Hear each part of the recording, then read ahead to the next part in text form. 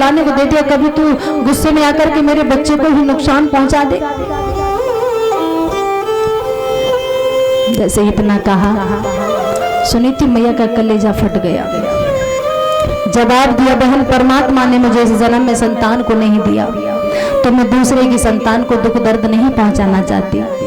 चाहे तू कुछ भी कर, कैसे भी कर, लेकिन मैं आज ये डोला वापस नहीं जाने दूंगी। काफी देर हो गई। सुरुचि ने कहा कि यदि तू ऐसे नहीं मानती है तो हाँ, मैं डोले से नीचे तो आऊंगी, पर मेरी 3 शर्तें जो तुझे मंजूर करनी होंगी। कौन कौन सी बहन? पहली शर्त है कि जब मैं डोले से नीचे उतर के आऊंगी और तुझे घर छोड़ करके निकलना होगा, गांव से बाहर खेतों पर झोपड़ी डाल करके रहना होगा। बोल मंजूर है? मंजूर है बहन मुझे। दूसरी शर्त, आज से लेकर के सारी जिंदगी कभी मेरे पति से तेरा मिलन नहीं होगा। बोल मंजूर है? मंजूर है बहन मुझे। और तीसरी शर्त, आज से तुझे महारानी के भेष में नहीं बल्कि दासी के भेष में रहना पड़ेगा। महलों के काम उड़ाने होंगे और गेहूं का भोजन छोड़ करके 1 सेर जो का आटा मिलेगा उसी से तुझे गुजारा करना होगा। बोल मंजूर है? मंजूर है बहन, पर आप डोले से नीचे आओ। तीनों शर्तों को मंजूर किया। सुरुचि ने महलों में वास किया और सुनीति मैया ने झोपड़ी में वास किया है। दासी के भेष में रहने लगी है, महलों के काग उड़ाती है, जौ के भोजन से गुजारा करती है। पति से कभी मिलन नहीं होता है। ये दर्द कब तक दुखिया बर्दाश्त कर सके? साल बीत गई, 2 साल बीत गई, ये दर्द नहीं सहा जा रहा है। तो सुनीति मैया एक दिन आंगन में बैठी है, रो रही है कि हे प्रभु, ये किस जन्म का जो दुख है मैं आज देख रही हूँ। कहा जाता है माताओं, ये स्त्री जो होती है दुख में रह करके काट लेगी, झोपड़ी में रह करके काट लेगी, खाना नहीं मिलेगा चलेगा, लेकिन एक पति का साथ होना चाहिए। जब तक शादी नहीं होती है तब तक बेटी को माँ बाप की जरूरत पड़ती है, और शादी होने के बाद अगर पति बात अगर न पूछे ससुराल में तो बेटी बिल्कुल अपने आप को अकेला सा महसूस करती है। और ससुराल में चाहे रोज लड़ाई झगड़ा, कोई लड़ाई झगड़ा करे, एक पति न करे तो वो उसे अपना सा महसूस करती है। अब पति से भी मिलन नहीं हो रहा, इधर दुख पड़ रहा है। सुनीति मैया बहुत दुखी हो गई। विचार किया कि ऐसी जिंदगी से मेरा जीना ही क्या, मैंने हर कुछ बर्दाश्त कर लिया, हर कुछ झेल लिया, आज पति का भी साथ छूट गया तो ऐसी जिंदगी से जीना क्या।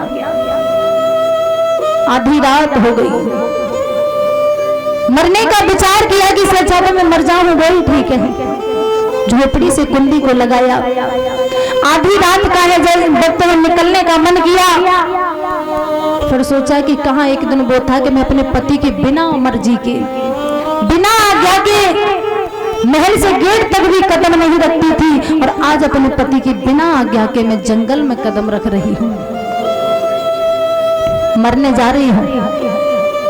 पति के चरणों में ध्यान धारण किया, आधी रात के वक्त निकल पड़ी है घर से, रोती जा रही है और कहती जा रही है, वो दुखिया नाथ मुझे क्षमा करना, यहाँ तक कि मेरा तुम्हारा साथ था और आज मैं इतना बड़ा कदम उठाने जा रही हूँ, मुझे क्षमा करना। और क्या कह रही है,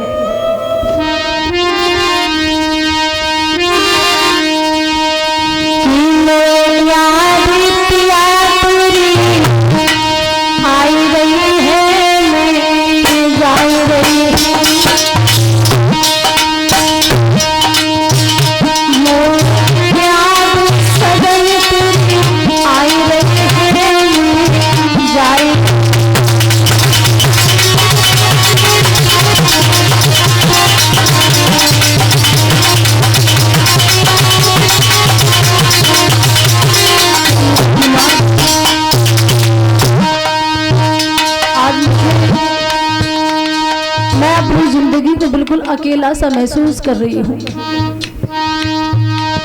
इस दुनिया में मुझे कुछ नहीं दिखाई दे रहा है।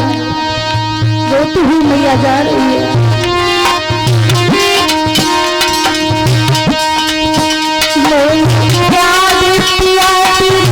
आई रही है, जा रही है।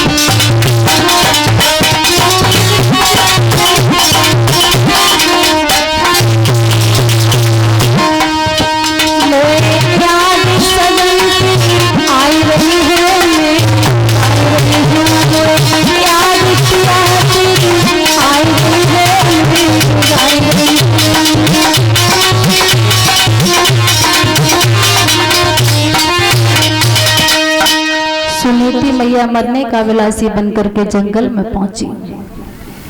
देखा है कि कुआं है, इसी में मैं डूब करके प्राण गवा दूं। जैसे ही मैया मरना चाह रही है,